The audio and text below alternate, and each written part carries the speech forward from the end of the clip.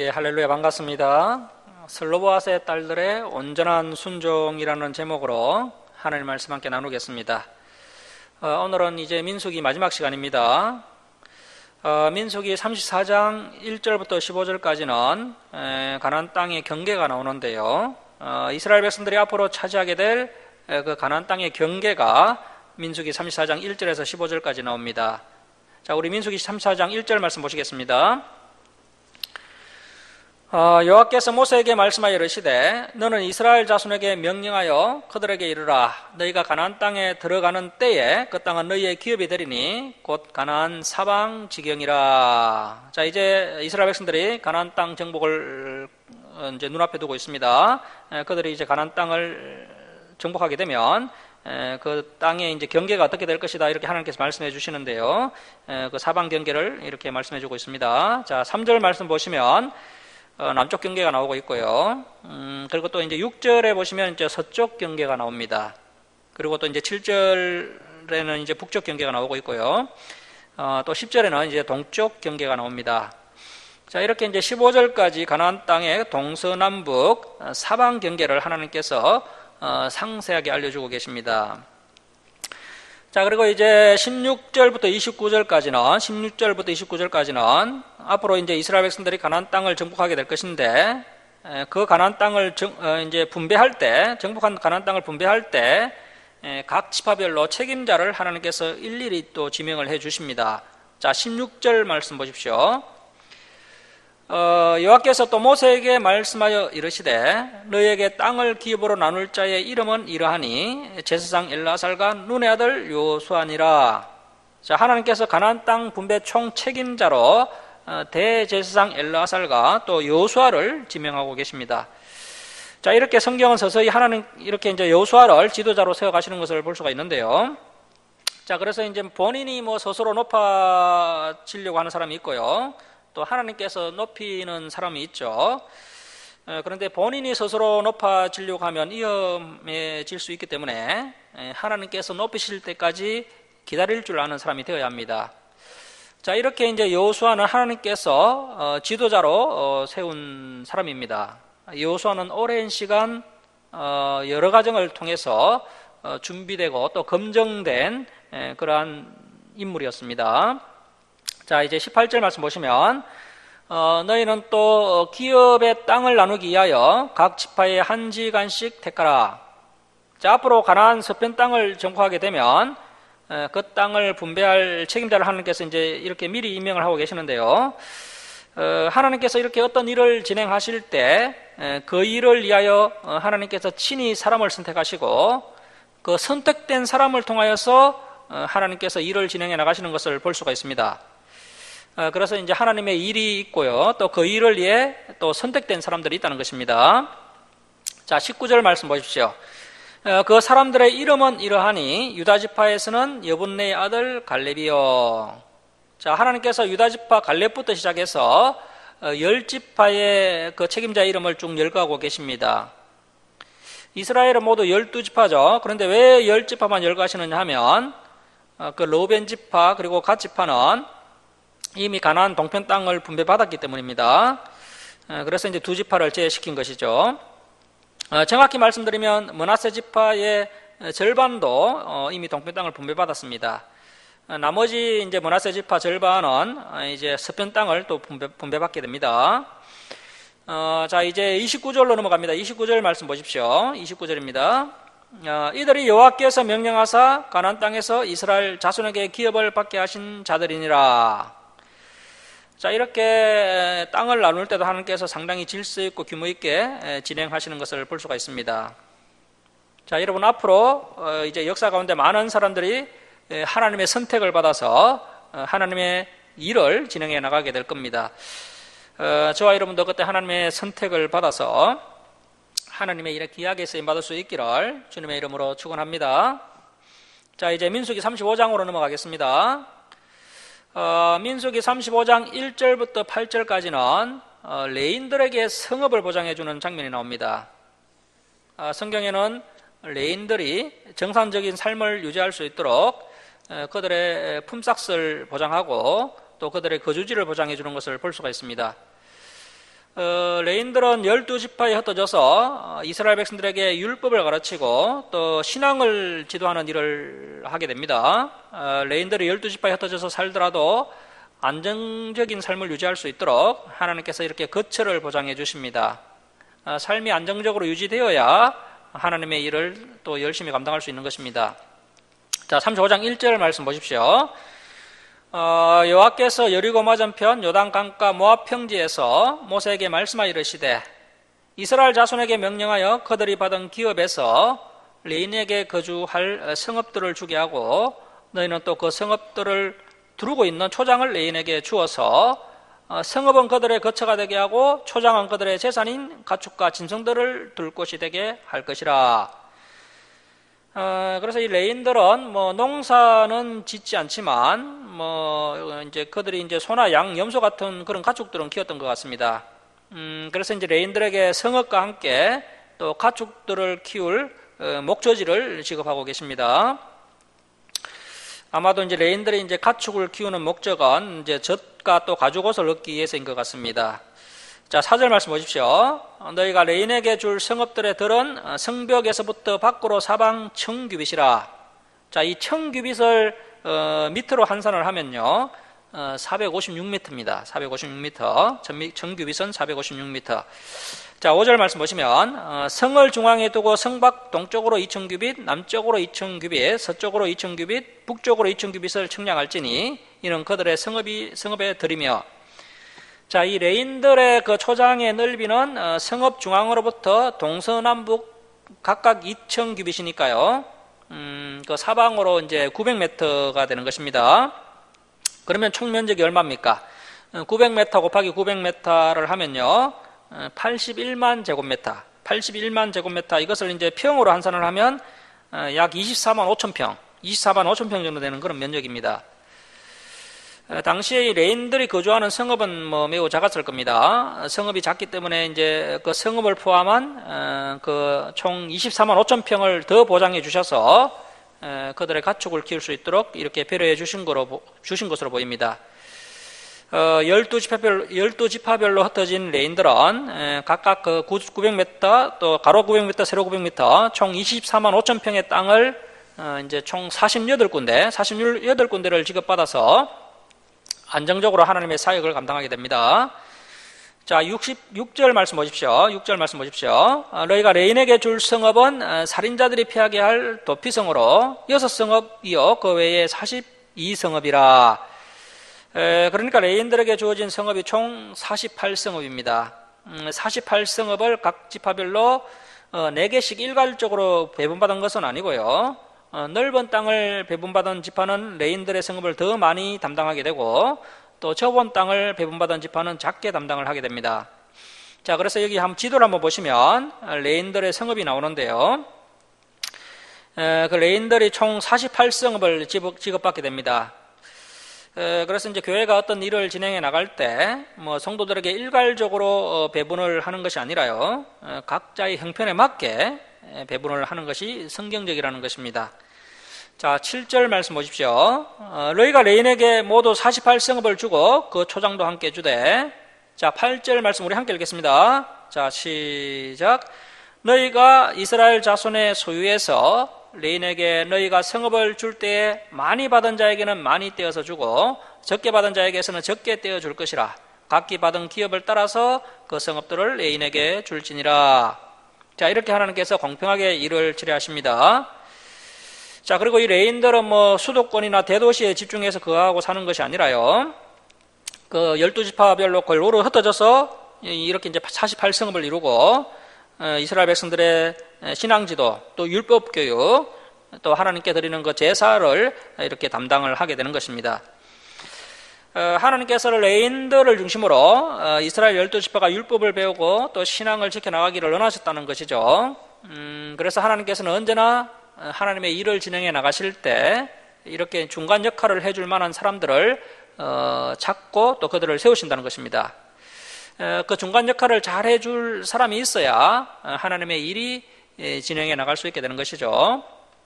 자, 마찬가지로 오늘날도 하나님의 일을 진행해 나갈 그런 중간 역할을 감당할 하나님의 일꾼들을 찾고 계시고 그들을 또 세우길 원하십니다.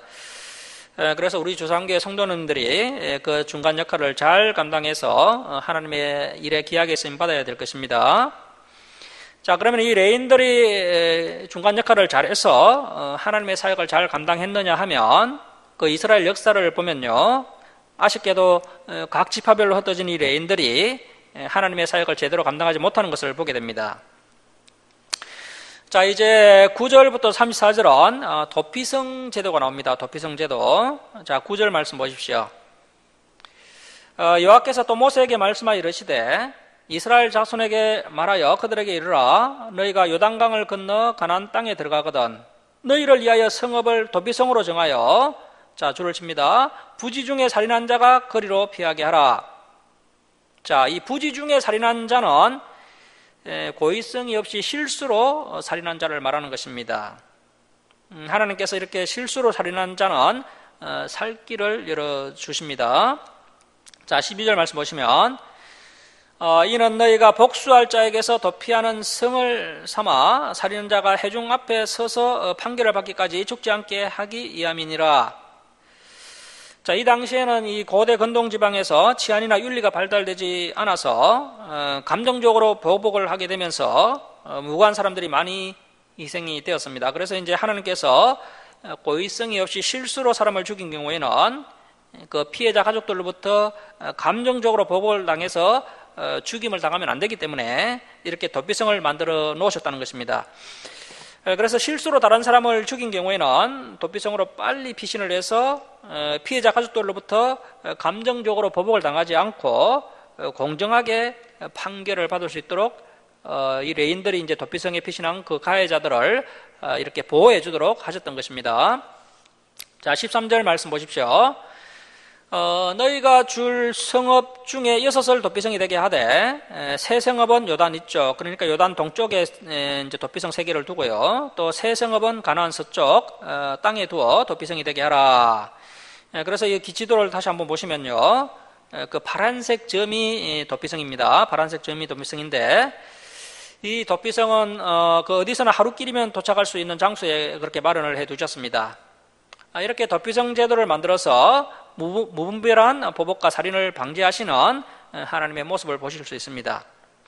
자, 15절 말씀 보십시오. 이 6성읍은 이스라엘 자손과 타국인과 이스라엘 중에 거류하는 자의 도피성이 되리니 부지 중에 살인한 모든 자가 그리로 도피할 수 있으리라. 그래서 이 도피성의 목적은 부지 중에 살인한 모든 자가 그리로 도피할 수 있는 장소가 도피성입니다. 이렇게 도피성 제도를 만들어서 무분별한 감정적 보복과 감정적 살인을 방지하시는 하나님의 모습을 볼 수가 있습니다. 이 말씀을 통해서 우리가 이제 이 제도의 중요성과 또 필요성을 느낄 수가 있고요, 일정 부분 이렇게 행정적으로 또 제도적으로 안전장치를 마련해 놓을 필요가 있다는 것입니다. 자, 그런데 이제 도피성으로 도망쳐 왔다고 해서 무조건 뭐 그들을 보호해 주는 것은 아니고요, 이제 특별히 보호해 줄 만한 그런 사람들이 따로 있습니다. 그래서 이제 조건이 있는 것이죠. 그리고 또 살려주지 말아야 할 사람들이 있습니다. 자, 이제 16절을 보시면 어떤 사람들은 또 도피성에 피해 도망쳐 오더라도 살려주지 않느냐 하면 철 연장으로 사람을 쳐 죽인 자는 뭐 도피성에 왔더라도 보호를 받지 못합니다. 그리고 17절 보시면 돌에 손을 들고 사람을 쳐 죽인 자도 보호를 받지 못하고요. 그리고 이제 18절에 보시면, 자, 18절 보시면 만일 사람을 죽일 만한 나무 연장을 손에 들고 사람을 쳐 죽이면 그는 살인한 자니 그 살인자는 반드시 죽일 것이니라. 자, 그래서 고의적으로 또 계획적으로 철과 돌과 나무 연장, 그러한 흉기로 사람을 죽인 자는 도피성으로 도망쳐 오더라도 보호를 받을 수가 없습니다. 자, 19절 말씀 보시면 피를 보복하는 자, 그래서 이제 억울하게 살해당한 가족입니다. 그 살해당한 가족은 그 살인한 자를 자신이 죽일 것이니 그를 만나면 죽일 것이요. 자, 억울하게 살해당한 가족이 고의로 죽인 그 살인자를 보복 살인해도 된다는 것입니다. 이렇게 성경은 고의로 사람을 죽인 살인자에게 사형을 언도하고 계신 것을 볼 수가 있고요. 그래서 이제 고의로 죄를 지은 경우와 또 실수로 죄를 지은 경우를 똑같이 평가하면 안 된다는 겁니다. 성경은 고의로 죄를 지은 경우와 실수로 죄를 지은 경우에 판결이 완전히 달라지는 것을 볼 수가 있습니다. 자, 이제 20절 이하는 도피성 제도의 혜택을 볼 수 없는 그런 살인죄, 그러니까 이제 고의성이 있는 살인죄에 대해서 계속해서 말씀하고 있는데요. 자, 20절 말씀 보십시오. 만일 미워하는 까닭에 밀쳐 죽이거나 또 기회를 엿보아 무엇을 던져 죽이거나 또 아기를 가지고 손으로 쳐 죽이면 그 친자는 반드시 죽일 것이니 이는 살인하였음이라. 피를 보복하는 자는 살인자를 만나면 죽일 것이니라. 자, 그래서 흉기를 안 들었다 할지라도 정오심을 가지고 사람을 때려 죽인 자는 흉기를 가지고 사람을 죽인 자나 다름이 없습니다. 그래서 사람을 미워해서 죽이거나 또 사람을 계획적으로 죽이거나 무기를 들고 있지는 않았지만 정오심으로 사람을 쳐 죽이면 도피성 혜택을 볼 수 없고 하나님께서 그러한 자들에게는 사형을 언도하고 계신 것을 볼 수가 있습니다. 자, 그래서 저와 여러분이 인간관계 가운데 습관적으로 사람을 미워하거나 습관적으로 사람을 정오하는 그러한 행동은 굉장히 위험하다는 것입니다. 그래서 미워하는 감정이 들면 빨리 하나님께 내려놓고 그런 감정들을 털어내야 됩니다. 자, 이제 22절에서 28절은 도피성 제도의 혜택을 볼 수 있는 경우에 대해서 말씀하고 계시는데요. 그래서 모두가 다 도피성 혜택을 볼 수 있는 것은 아닙니다. 도피성에 피하여 생명을 보존할 수 있는 사람이 있고요, 생명을 보존할 수 없는 사람들이 있다는 것입니다. 자, 22절 말씀 보십시오. 악의가 없이 우연히 사람을 밀치거나 기회를 뽐이 없이 무엇을 던지거나 또 보지 못하고 사람을 죽일 만한 돌을 던져서 죽였을 때에는 이는 악의도 없고 해를 한 것도 아닌즉 해중이 친자와 피를 보복하는 자 간에 이 규례대로 판결하여 피를 보복하는 자의 손에서 살인자를 건져내어 그가 피하였던 도피성으로 돌려보낼 것이요 그는 거룩한 기름 부음을 받은 대제사장이 죽기까지 거기 거주할 것이니라. 그래서 이제 죽이려는 의도가 전혀 없었는데 실수로 사람을 죽인 경우에는 도피성으로 도망가면 보호받을 수 있다는 것이죠. 무심코 돌을 던졌는데 그 돌에 사람이 맞아 죽었을 경우에 도피하면 보호를 받을 수 있다는 겁니다. 자, 그런데 이제 도피성에 얼마나 피해 있어야 하느냐 하면요, 그 대제사장이 죽을 때까지 머물러 있어야 됩니다. 대제사장이 아직 젊다면 상당히 오랜 시간 동안 도피성에 숨어 지내야 하고, 다행히 대제사장이 나이가 많아서 도피성에 들어온 지 얼마 되지 않아 죽는다면 좀 빨리 나갈 수도 있겠죠. 실수로 사람을 죽였지만 그 피해자의 가족은 상처가 얼마나 크겠습니까? 그래서 이제 피해자 가족의 상처가 하루아침에 치료가 되는 것이 아니기 때문에요. 실수로 사람을 죽였다 할지라도 분명히 죄를 지은 것이기 때문에 대제사장이 죽을 때까지는 도피성 안에 머물면서 자신이 지은 죄를 회개하면서 지내야 합니다. 자, 26절 말씀 보십시오. 그러나 살인자가 어느 때든지 그 피하였던 도피성 지경 밖에 나가면 피를 보복하는 자가 도피성 지경 밖에서 그 살인자를 만나 죽일지라도 피 흘린 죄가 없나니. 자, 실수로 사람을 죽인 자가 도피성 안에 머물러 있었는데 이 대제사장이 너무 오래 사는 겁니다. 그래서 이제 대제사장이 너무 오래 살고 있고, 그리고 갑갑하기도 하고 가족도 보고 싶고 해서 이 가해자가 이제 마음대로 도피성을 나갔다가 그 피해자 가족에게 들켜서 그들에게 죽임을 당해도 이 피해자 가족들은 처벌을 받지 않습니다. 자, 28절 말씀 보십시오. 이는 살인자가 대제사장이 죽기까지 그 도피성에 머물러야 할 것임이라. 대제사장이 죽은 후에는 그 살인자가 자기 소유의 땅으로 돌아갈 수 있느니라. 이는 너희의 대대로 거주하는 곳에서 판결하는 규례라.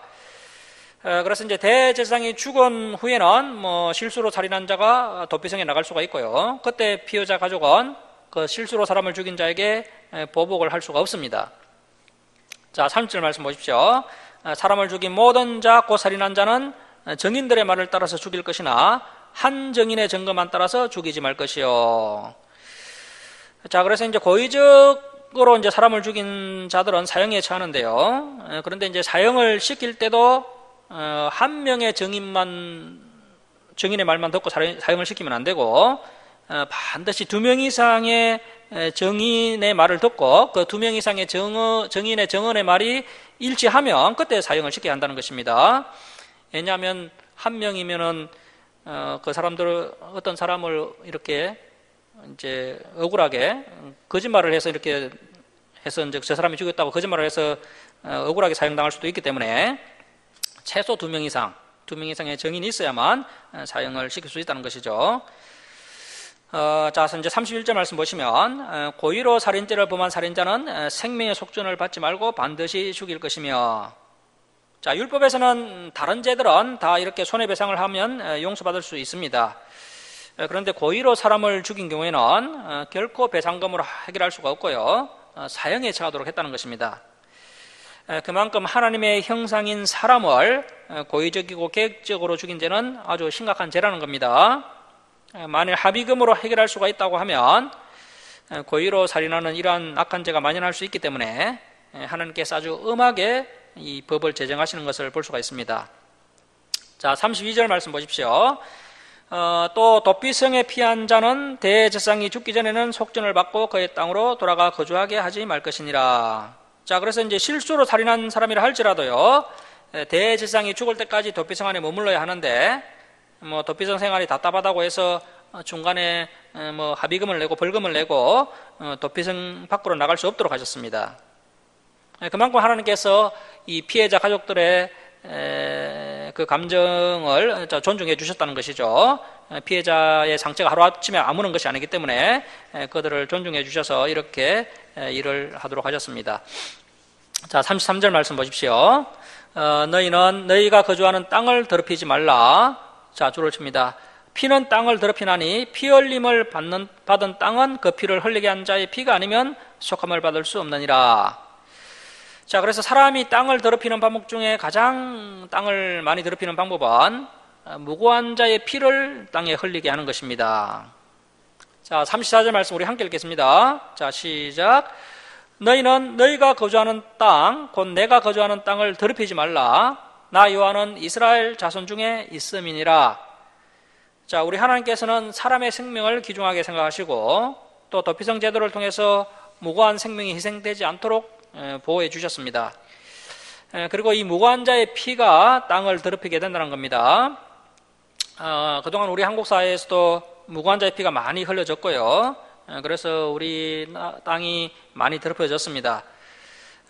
그 더럽혀진 땅은 반드시 사형을 통해서 그 살인자의 피를 땅에 다시 흘려야 그 땅이 깨끗해진다는 이 말씀을 통해서 공의로우신 하나님의 마음을 우리가 읽을 수 있어야 합니다.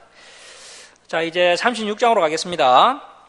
36장은 그 27장에서 아들이 없는 그 슬로바앗의 딸들이 이제 상속을 받았었는데요, 그 상속법을 좀 더 보완하는 내용이 나옵니다. 자, 36장 1절 말씀 보십시오. 요셉 자손의 종족 중 므낫세의 손자 마길의 아들 길앗 자손 종족들의 수령들이 나와 모세와 이스라엘 자손의 수령된 지간들 앞에 말하여 이르되, 여호와께서 우리 주에게 명령하사 이스라엘 자손에게 제비 뽑아 그 기업의 땅을 주게 하셨고, 여호와께서 또 우리 주에게 명령하사 우리 형제 슬로바앗의 기업을 그의 딸들에게 주게 하셨은즉. 자, 슬로바앗이라는 사람이 이제 재산을 상속해 줄 아들이 없고요, 딸만 5이 있었는데, 이 슬로바앗이 죽으면 이제 슬로바앗의 재산이 다 사라질 위기에 그렇게 처하게 되었던 것입니다. 그래서 이제 그때 하나님께서 판결을 내려주신 것이 아들이 없으면은 이제 재산을 딸에게 상속해 주어라, 그렇게 판결이 났었습니다. 그래서 이제 슬로바앗의 5 딸들이 재산을 다 상속받았습니다. 자, 그런데 그렇게 했을 때 또 한 가지 문제가 생길 수가 있습니다. 자, 무슨 문제냐 하면 3절 말씀 보십시오. 자, 그들이 그 슬로바앗의 5 딸들이 만일 이스라엘 자손의 다른 지파들의 남자들의 아내가 되면 그들의 기업은 우리 조상의 기업, 이 므낫세 지파들이죠. 므낫세 지파에서 떨어져 나가고 그들이 속할 그 그녀들이 시집간 그 지파의 기업에 첨가되리니, 그러면 우리가 제비 뽑은 기업에서 떨어져 나갈 것이요, 이스라엘 자손의 희년을 당하여 그 기업이 그가 속한 그 시집간 지파에 첨가될 것이라. 보통 이스라엘은 희년이 되면요, 그 잃어버렸던 땅이 다 회복이 되는데, 이러한 경우에는 희년이 되어도 이 므낫세 지파의 땅은 회복되지 않는다는 겁니다. 자, 그런즉 그들의 기업은 우리 조상 지파의 기업에서 아주 삭감되리다. 자, 이렇게 슬로바앗의 딸들이 다른 지파로 시집갈 경우에 이 므낫세 지파의 땅도 이제 타 지파 땅이 될 것이라는 문제 제기를 므낫세 지파의 어른들이 하게 되고요. 그 문제 앞에서 모세가 하나님께 이제 기도를 하여서 응답을 받게 된 것입니다. 자, 5절 말씀 보십시오.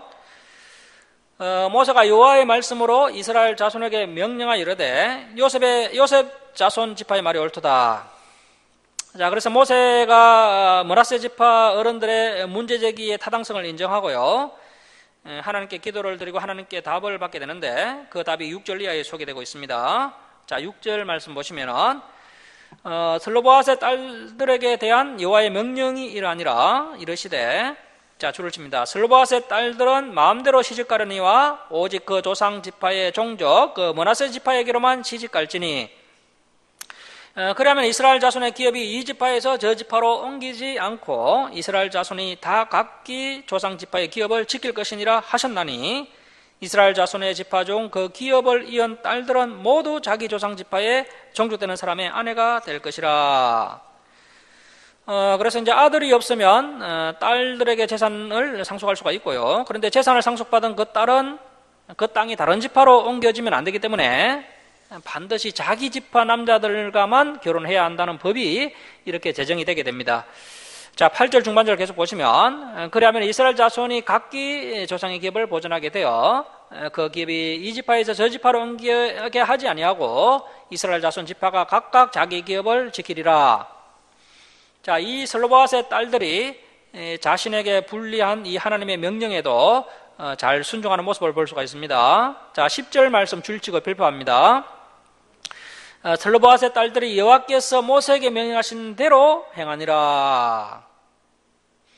자, 이 10절에서 강조한 히브리어 단어가 하나 있는데요, 바로 이 켄이라는 단어입니다. 켄이라는 단어의 뜻이 그대로라는 뜻입니다. 그대로.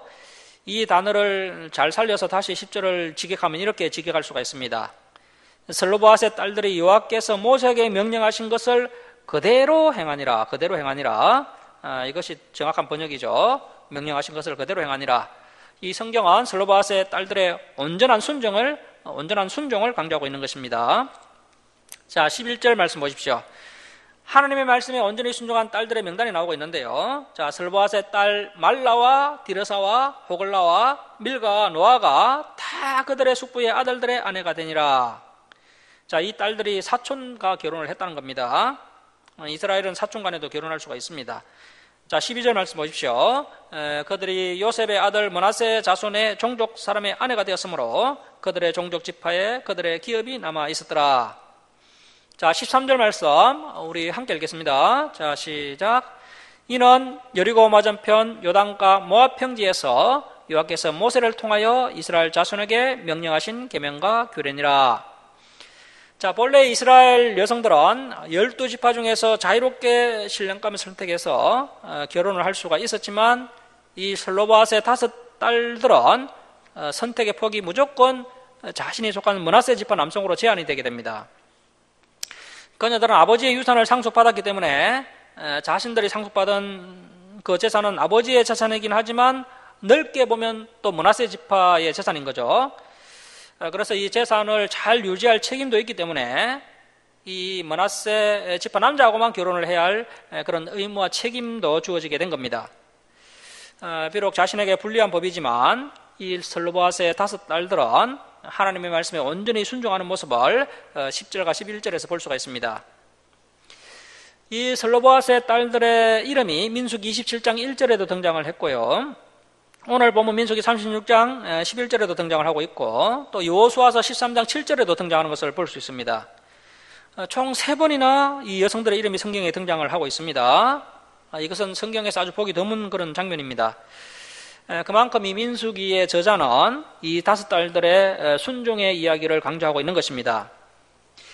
이 민수기의 주제가 뭡니까? 온전한 순종이죠.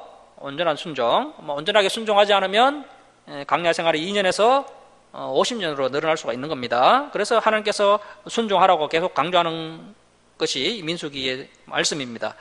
그래서 온전한 순종이라는 주제를 가진 이 민수기를 마무리하면서 민수기의 저자는 슬로보앗의 딸들의 이 아름다운 순종의 스토리로 이 민수기를 마무리하는 것을 볼 수가 있습니다.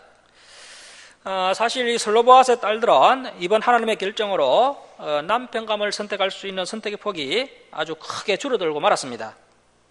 다른 여성들은 12지파 중에서 자유롭게 남편감을 선택할 수가 있지만 이 슬로바세 딸들은 므나세 지파 남성 그 남편감을 선택할 수 있는 기회가 12분의 1로 축소되고 말았습니다. 이러한 큰 불이익에도 불구하고 더 큰 하나님의 뜻을 위하여 또 그리고 이것이 하나님의 명령이기 때문에 겸손히 순종하는 아름다운 모습을 보여주고 있습니다. 그래서 온전한 순종이라는 주제를 가진 민수기는 이 슬로보아스의 5딸들의 이 아름다운 순종 이야기로 이렇게 마무리를 하고 있다는 것입니다. 오늘날 저와 여러분이 예수님의 보혈로 구원을 받고 하나님의 자녀가 되었으며 또 영원한 하나님 나라를 상속받았습니다. 우리가 받은 이 특별한 권리에 감사하면서 우리가 반드시 행해야 할 의무가 있다는 것을 명심해야 합니다. 슬로보아스의 5딸처럼 비록 불이익이 있다 할지라도 하나님의 뜻을 위하여 우리의 삶 속에서 하나님의 말씀을 잘 지키면서 거룩하게 살아야 할 그런 책임과 의무가 있습니다. 영원한 하나님 나라를 상속받은 하나님의 자녀답게 하나님께서 맡겨주신 사명과 의무를 충성되이 감당하며 하나님의 말씀에 온전히 순종하는 저와 여러분 될 수 있기를 주님의 이름으로 축원합니다. 자, 기도하겠습니다. 사랑의 하나님 아버지, 민수기 마지막 시간을 통해서